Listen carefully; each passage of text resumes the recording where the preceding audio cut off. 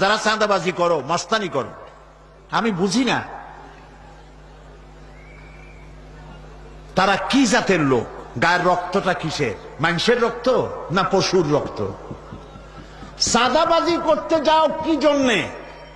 একটা মানুষ বহু টাকা বহু কষ্ট করে জমি জমা বিক্রি করে ব্যবসা করতেছে, সেখানে যাইয়া আমাদেরকে 2 লক্ষ টাকা দিতে হবে, 5 লাখ টাকা দিতে হবে। কি হয়েছে? এটা হলো চাঁদাবাজ এবং মাস্তান। যারা চাঁদাবাজি করতে যাও, মানুষের কাছে খয়রাত চাও, ও ভিক্ষা করে খাওয়া অনেক ভালো। মসজিদের সামনে একখান থাল নিয়ে বসে থেকো, যা আল্লাহর রাস্তায় খয়রাত দাও। দোকানদারের কাছ থেকে চাঁদাবাজি করা, বিল্ডিং কেউ নতুন বানাইতে পারে না, অমনি হাজির। গলায় সোনার চেন, হাতে কতগুলো আংটি, তারপরে হাতে মোবাইল, গলায় সোনার চেইন। শহরের মহা উল্লুক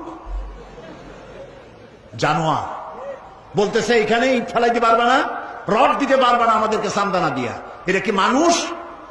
বলেন মানুষ? এরা মানুষের সন্তান? এরা জানোয়ার, পশু।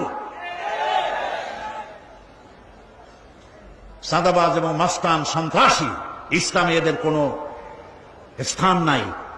এদেশে যদি কোরআনের রাজ কায়েম হয়, সন্ত্রাসীদের মাথা কামাইয়া ঘোল ঢেলে দেওয়া হবে, যাতে মাথা ঠান্ডা থাকে। এই জন্য মাথা ঠান্ডা করিয়া বসে থাকবে। আর সকলের চাকরি দেওয়া হবে, কাজ করো আর খাও, চাঁদাবাজি করো না।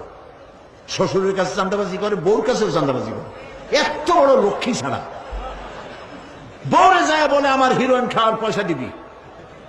পত্রিকা আসছে না ভাই? কত বড় শয়তান, বউর কাছে চাঁদা চায়। আল্লাহ এই সব চাঁদাবাজ, মাস্তান, অপহরণকারী আর সন্ত্রাসী জানোয়ারদের হাত থেকে আল্লাহ এই দেশকে রক্ষা করুন। বলেন আমিন।